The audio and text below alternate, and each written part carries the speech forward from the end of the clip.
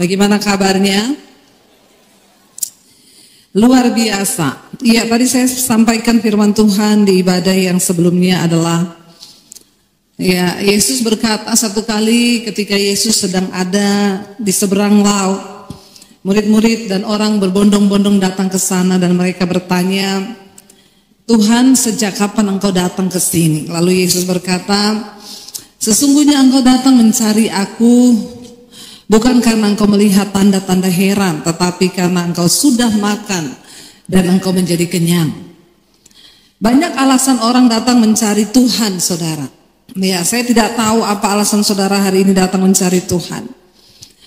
Tapi Yesus berkata kepada murid-muridnya, bekerjalah untuk buah yang tidak binasa, tetapi untuk upah yang sampai pada kekekalan. Saya berdoa supaya apa yang kita lakukan, saudara, dalam pengiringan kita kepada Tuhan, itu bukanlah sesuatu yang sia-sia. Karena tidak ada artinya apa yang kita lakukan. Kita sibuk ya melayani Tuhan. Kita mungkin tiap hari Minggu ada di atas mimbar, atau kita setiap hari Minggu ada di gereja. Tapi ketika kita tidak menemukan apa yang menjadi kehendak Tuhan dalam hidup kita, apalagi kalau kita datang hanya untuk mengejar sesuatu yang sifatnya binasa atau sesuatu yang hanya sampai di dunia ini saja, maka itu semua tidak ada artinya. Yesus berkata, bekerjalah untuk buah upah yang sampai pada kekekalan. Saya percaya kita semua ada pada malam hari ini karena kita rindu, ya, kita semua sampai pada tujuan Tuhan, yaitu hidup kekal bersama dengan Dia. Nah, apa tujuan Tuhan di dalam kehidupan kita, saudara? Ya, saya percaya satu, hari ini kenapa kita masih ada di dunia ini, karena Tuhan sedang dan terus membentuk kita menjadi anak-anak terang, menjadi orang-orang yang dikuduskannya dan dipersiapkan jadi mempelai Kristus. Karena itu saya berdoa setiap kita hari ini terus ada di dalam perkenanan Tuhan, terus mengejar perkenanan Tuhan. Karena itu mari kita buka bersama Efesus pasal yang ke-5. Efesus pasal yang ke-5, ya, kita buka mulai ayat yang ke-8, saudara. Firman Tuhan berkata, ya, bagaimana proses kita menjadi anak-anak terang. Efesus pasal yang ke-5 ayat yang ke-8, firman Tuhan berkata di sana demikian. Baca sama-sama 1, 2, 3. Memang dahulu kamu adalah kegelapan, tetapi sekarang kamu adalah terang di dalam Tuhan. Sebab itu hiduplah sebagai anak-anak terang. Ya, Yesus berkata, Tuhan, firman Tuhan berkata, memang dahulu saudara dan saya ini adalah kegelapan.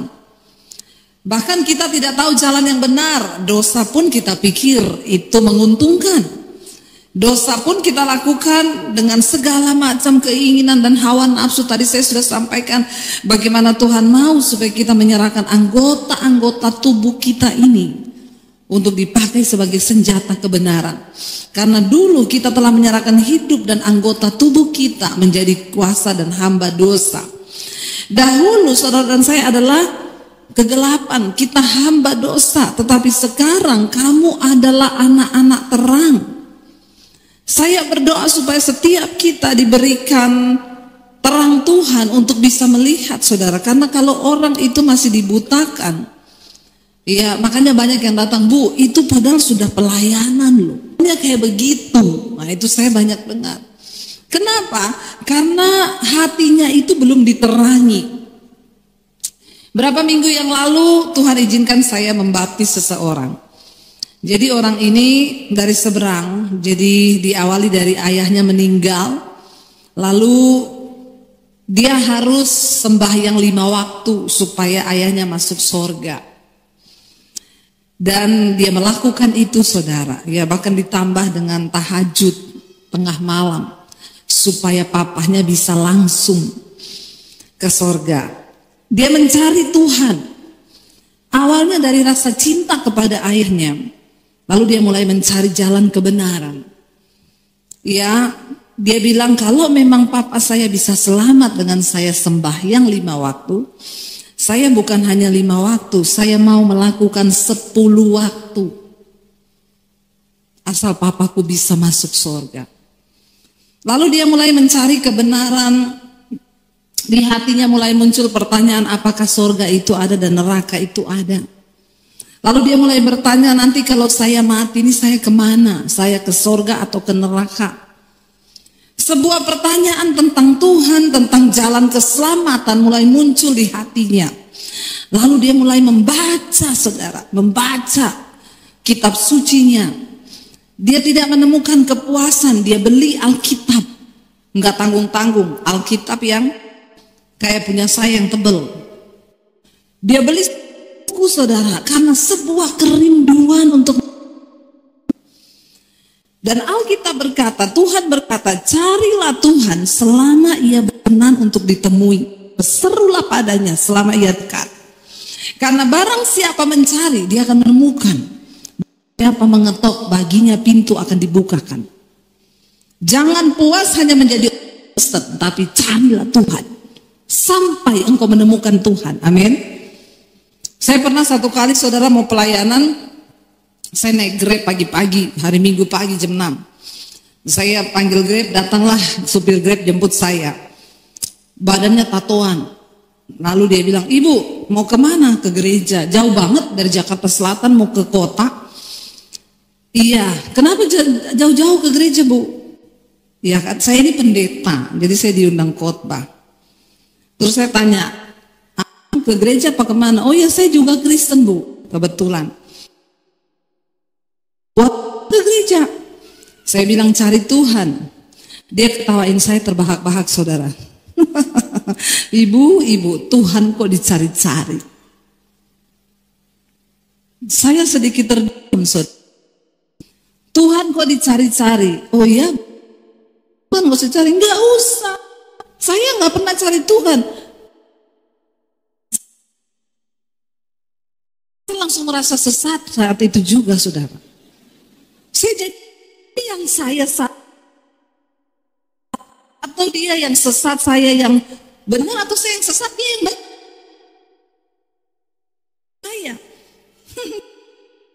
Saya mencari Tuhan, saya nggak pernah ke gereja. Abang nggak pernah cari Tuhan. Ngapain Tuhan dicari, bu? Tuhan di hatiku. Saya ini sering mabok, tapi walaupun saya mabok, saya nyanyi lagu rohani. Ampun loh, sangar ini, saudara. Bayangkan lagi mabok nyanyi lagu rohani. Saya tambah malu lagi dengan omongannya dia. Tapi pendeta nggak boleh kalah. Masa pendeta kalah? Saya terus diam, saudara. Saya biar mabuk, bu, nyetir saya, nyanyi lagu rohani lagi. Terus saya bilang, oh jadi abang nggak pernah cari Tuhan? Enggak, Tuhan di hati abang. Pertanyaan saya sekarang, apakah abang ada di hati Tuhan? Dia yang terdiam. Lalu dia jawab sama saya, kalau itu saya tidak tahu, ibu. Saya bilang, bang, banyak orang ngaku-ngaku Kristen, banyak ngaku-ngaku anak Tuhan. Tapi satu saat nanti bilang, aku akan berterus terang kepadamu. Dia mengenal engkau. Walaupun abang bilang, saya biar mabok nyanyi lagu rohani. Iya, saudara. Lalu akhirnya, yang saya cerita tadi, dia mencari Tuhan. Di tengah rasa ingin tahunya tentang sorga, tentang neraka, tentang bapaknya selamat atau tidak, dia baca semua kitab. Dia mulai membaca sorga menurut ini kayak gini, sorga menurut ini kayak gitu. Lalu dia bilang dia mulai serak membaca Alkitab. Karena terjawab di sana, Yesus berkata, akulah jalan yang lurus. Akulah terang dunia. Akulah jalan, kebenaran, dan hidup. Barang siapa mau datang kepada Bapa tidak bisa kalau tidak melalui aku. Akhirnya dia tambah bingung, dia takut tersesat. Dia makin menambah jam sembahyangnya. Tapi satu kali ketika dia lagi sembahyang, lalu dia melihat ada malaikat datang menampakkan diri dan ada satu cahaya terang sekali. Dan ada sebuah peneguhan yang berkata, akulah Yesus, juru selamat yang kamu cari itu. Dia menangis sampai mukanya tersungkur ke tanah dan dia tidak tahan melihat cahaya itu, betapa mulia. Lalu dia menangis malam itu dan dia menerima Yesus sebagai Tuhan dan juru selamat. Lalu ada sebuah kerinduan di dalam hatinya yang berkata, kamu harus menyerahkan hidupmu pada Tuhan, baptis. Lalu dia mulai mencari-cari di YouTube. Dia dengar semua khotbah dari semua yang ada di YouTube, yang ada nomor HP, dia hubungi. Dia WA, saya mau dibaptis, saya mau menerima Yesus. Tapi gak ada satupun yang balas. Lalu dia bilang, Tuhan aku mau dibaptis, aku mau menyerahkan hidupku pada Tuhan. Tapi gak ada yang balas Tuhan. Tunjukkan Tuhan siapa yang harus membaptis saya. Ketika dia selesai berdoa begitu, tiba-tiba YouTube saya lewat di iPad-nya dia. Lalu dia klik, dia nonton, dia dijamah Tuhan, lalu dia kirim WA ke nomor telepon saya di layar. Dia cuma bilang gini, Bu, saya baptis saya. Pagi itu selesai mesbah syukur, saya buka WA, saya mau menjawab ya. Maaf kalau saya tidak bisa menjawab semuanya karena yang masuk ini puluhan ribu. Jadi yang alay-alay tidak saya jawab. Maaf ya yang meng-WA ke saya dengan yang alay-alay. Ya Bu, saya terjebak hutang online 6 juta ya. Hubungi Bang, jangan hubungi saya. Ya, berdoa, bertobat, ya minta jalan keluar dari Tuhan. Ada lagi yang Bu, saya sih mau bertahan dengan suami tapi saya sudah tidak kuat, yaitu suamimu. Berdoalah bagi suamimu. Jangan tanya bagaimana cara mengampuni, engkau sudah tahu kok cara mengampuni. Kadang-kadang orang Kristen tuh alay, lebay, baper, koper, bagasi. Ya, apa itu baper? Bawa perasaan. Koper, korban perasaan. Bagasi apa? Bahagia enggak, sedih iya. Hidupmu cuma terputar-putar di situ saja. Ambil keputusan, lakukan firman. Gak usah tanya bagaimana ya Bu, saya sih mau mengampuni tapi sakit hati ini. Kebanyakan dengar lagunya Beruri. Buah semangka berdaun sirih. Hello, engkau tahu bagaimana melakukan kebenaran. Gak usah tanya. Soal mengampuni itu bagaimana? Ampuni. Karena pengampunan bukan soal perasaan tapi keputusan. Jangan bermain-main dengan dosa saudara. Lalu akhirnya dia WA saya. Mata saya tiba-tiba tertuju ke WA-nya dia. Kenapa saya langsung balas? Karena saya cuma baca lewat begitu, Ibu, baptis saya. Wah yang begini langsung saya buka. Kenapa? Karena ini berarti orang mau bertobat. Saya klik lalu saya balas. Oh, kamu siapa? Gereja di mana? Kenapa mau dibaptis? Dia bilang saya tidak ke gereja. Saya dari seberang.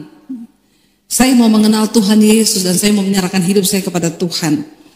Saya bilang kirim KTP, lalu dia kirim KTP, saya searching di Google, ya, lalu muncullah saudara, ternyata dia seorang artis, lalu akhirnya saya suruh dia datang ke rumah, nangis, saya telepon, nangis terus Bu, dia cerita pengalaman pribadinya melihat kemuliaan Tuhan. Saya bilang saya bisa merasakan apa yang kamu rasakan karena saya juga dulu pernah mengalami, di mana Tuhan mendatangi saya secara pribadi. Akhirnya baptis, dia menyerahkan diri kepada Tuhan, dia menjadi anak Tuhan. Lalu dia berkata, ketika dia nonton khotbah saya tentang bagaimana tubuh kita ini sebagai bait Allah, dia ini merokok saudara. Ya belasan tahun dia merokok, dari dulu pengen berhenti tidak bisa. Tidak berdaya dengan daging. Nggak bisa, tapi ketika dia dengar khotbah saya bahwa tubuh kita ini bait Allah, bait Roh Kudus. Dia berdoa, Roh Kudus saya mau berhenti rokok. Hari itu juga dia berhenti. Kenapa? Karena Roh Kudus yang memberikan kekuatan. Saudara, ya kita ini seringkali ya bermain-main dengan dosa. Masih banyak yang tanya, Bu, orang Kristen itu kalau merokok masuk surga atau neraka? Ya, di mana ayatnya Bu? Ya tanya-tanya ayat orang Kristen, ya. Di mana ayatnya bahwa kita ini tidak masuk surga? Saya bilang tidak usah tanya, di Alkitab tidak ada, di pom bensin baca. Banyak besar tulisannya di sana. Dilarang merokok. Kalau di pom bensin saja kamu tidak diterima, apalagi di surga. Sedangkan di pom bensin saja kamu tidak boleh masuk, apalagi di Sorga itu sesuatu yang mulia. Tidak sembarang orang bisa masuk sorga, no. Hanya orang-orang yang memang layak untuk ke sana, mereka akan masuk ke sana. Saudara, ayat ini berkata, memang kita ini dahulu kegelapan. Kita ini semua, saya dan saudara, apalagi saya ketika saya belum bertobat. Saya melakukan dosa yang saya mau karena saya pikir itu adalah kebebasan hidup saya. Waktu saya bebas melakukan apa aja, itulah kemerdekaan. Tetapi ternyata saya salah, ya. Ayat ini berkata, memang dahulu kamu adalah kegelapan, tetapi sekarang kamu adalah terang di dalam Tuhan. Sebab itu hiduplah sebagai anak-anak terang. Kita sudah mengenal kebenaran yang memerdekakan kita.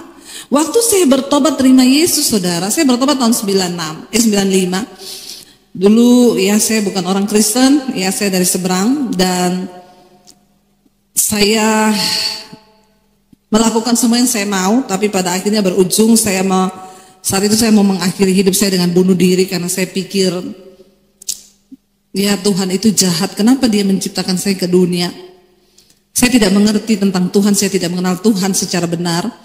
Lalu saat itu saya tantang Tuhan dan saya berdoa, saya bilang, Tuhan siapa engkau sebenarnya, tunjukkan dirimu sebelum saya mati bunuh diri. Tapi ternyata saya berjumpa dengan Tuhan secara pribadi, dan ketika kita berjumpa secara pribadi dengan Tuhan, itulah titik balik dari hidup setiap manusia. Tapi sayangnya tidak semua orang Kristen bertemu dengan Tuhan secara pribadi. Banyak yang belum berjumpa Yesus, karena itu hidupnya nggak pernah berubah. Yang merokok masih tetap merokok, yang berzina masih tetap berzina, yang selingkuh tetap selingkuh, masih banyak, ya.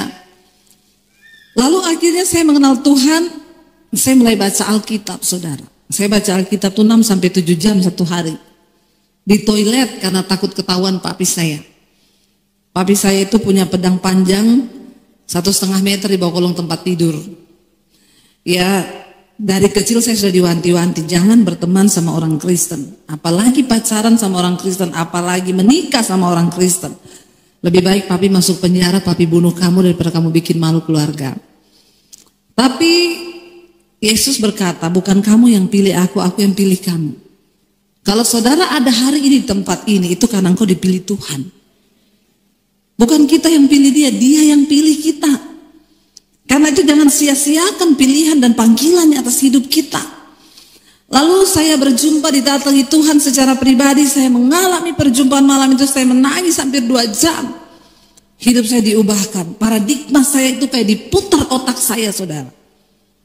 Dan saya mulai merasa ketika saya baca Alkitab, setiap hari saya baca Alkitab, hati-hati. Hari-hari ini yang terdahulu menjadi terkemudian, yang terkemudian menjadi yang terdahulu.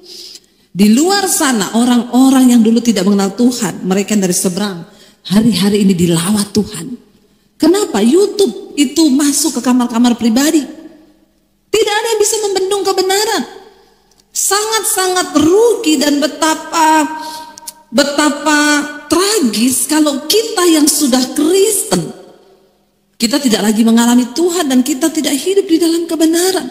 Sementara orang di luar sana, saudara, itu yang kemarin minggu lalu saya baptis, dia foto, saudara, bukunya di satu meja, itu mejanya besar, isinya buku.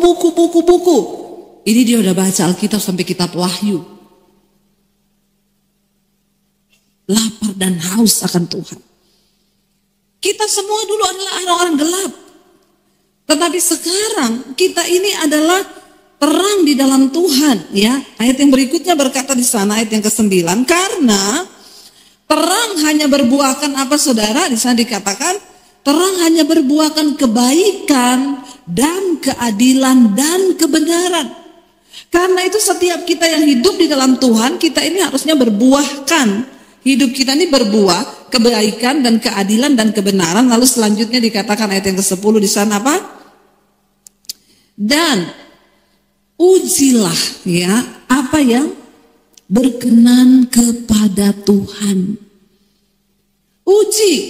Kalau hari ini engkau masih menyimpan kepahitan, tanya Tuhan, ini dosa apa bukan? Kita ini sebenarnya nggak perlu diajar. Maaf saudara, kita nggak baca Alkitab pun nih, kita nggak baca Alkitab. Tuhan bilang dia menaruh hukum-hukumnya di dalam hati manusia. Jadi sebenarnya saudara tahu mana dosa, mana enggak. Sebenarnya kita tahu mana yang berkenan pada Tuhan, mana yang tidak. Itu tidak perlu diajarkan. Karena dalam hati manusia, hati nurani manusia itu ada hukum Tuhan. Dulu pernah saya nonton saudara di TV, ada seorang yang dia begal, ya, dia begal di Cempaka Putih waktu itu. Dan korban begalnya itu jatuh, meninggal, keluar di TV. Pelakunya tidak ditemukan karena tidak ada rekaman CCTV terpantau. Tapi saudara, sebulan kemudian ada orang datang ke kantor polisi menyerahkan diri. Dia mengaku bahwa dialah pelaku begal itu yang membuat perempuan itu kehilangan nyawa. Waktu ditanya kenapa dia melakukan itu, dia bilang dia dikejar oleh hati nuraninya. Dia dituduh oleh hati nuraninya bahwa kamu tuh berdosa. Kamu melakukan sesuatu yang tidak berkenan pada Tuhan. Tidak tenang hidupnya, gelisah dia saudara. Karena hati nuraninya menuduh dia sudah melakukan hal yang tidak benar. Dia datang ke rumah pamannya di Tangerang. Dia nangis di situ, dia bilang saya sudah berdosa. Kenapa? Saya sudah melakukan ini, yang di TV itu saya pelakunya. Lalu dia minta didampingi untuk melaporkan dan menyerahkan diri ke kantor polisi. Dia memilih untuk dihukum, tetapi dia tidak lagi dikejar oleh hati nuraninya. Kenapa? Hati nurani itu suara Tuhan, hukum Tuhan. Saudara, sebagai anak-anak terang, saya percaya ada hukum Tuhan di dalam hati kita. Bapak-bapak, engkau gak perlu dikhotbahi tentang perselingkuhan. Engkau tahu bahwa itu tidak benar. Uji apa yang berkenan kepada Tuhan. Ibu-ibu, engkau tahu kalau nyolong uang suami itu tidak berkenan. Amin. Ada ibu-ibu yang tanya sama saya, Bu, curi uang suami dosa enggak? Saya bilang, kenapa ibu bisa curi? Suami saya pelit. Di mana ada istri yang mencuri uang, di situ pasti ada suami yang pelit. Jadi jangan disalahkan, memang ini sudah hukum sebab akibat.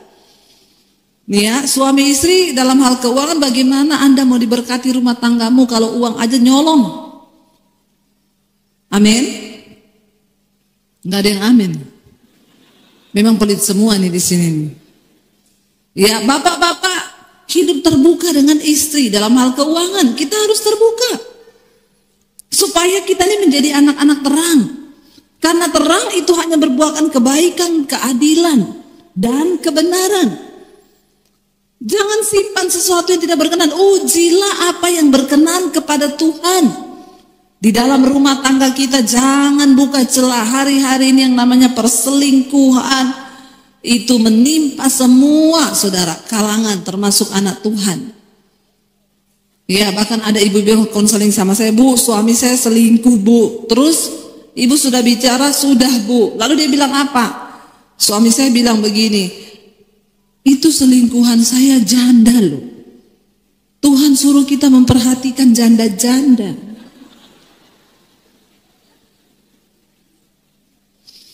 Karena kasihan loh, kalau nggak ada yang perhatikan, siapa yang perhatikan dia dan anaknya? Ya, saya bilang sama ibu tuh, bilang ke suamimu, yang diperhatikan tuh janda tua. Yang udah umur 70 ke atas tuh, itu ibadah. Kalau janda muda yang kau perhatikan itu nafsu. Bertobatlah kau. Ya, jadi firman itu diputar-putar balik saudara. Saya berdoa supaya kita ini menjadi anak-anak terang. Tadi juga saya sampaikan bagaimana supaya kita menjadi anak terang. Bapak-bapak, itu HP-mu jangan dikasih password yang istrimu tidak tahu. Kalau ada di sini bapak-bapak yang kasih HP-nya dipasang password dan istrinya tidak boleh tahu, saya jamin 99% itu selingkuh. Ada bapak-bapak yang berani bicara di sini? Kalau HP-nya dikasih password, istrinya nggak tahu terus ngomong tidak begitu? Ayo kita saling tantang kita. Kenapa istri tidak boleh tahu? Pasti ada sesuatu yang disimpan di situ. Ayat ini berkata, terang itu hanya berbuahkan keadilan, kebaikan, dan kebenaran. Kalau dikasih password istri nggak boleh tahu, itu berarti ada apa di situ? Hello bapak-bapak, nggak usah angkat tangan. Ya, ada yang berani angkat tangan, kita buka kolam baptisan, cemplungin 20 menit, biar buka mata langsung di rumah Bapa di sorga. Lebih baik tubuhnya binasa tapi jiwa selamat kan? Jangan macam-macam saudara. Ya ayo kita hidup di dalam transparan karena Tuhan itu ya tidak mau engkau menyimpan sesuatu keburukan. Di sana dikatakan saudara, uji apa yang berkenan kepada Tuhan, uji. Kalau engkau berantem 3 hari 3 malam, uji apakah itu berkenan sama Tuhan atau tidak.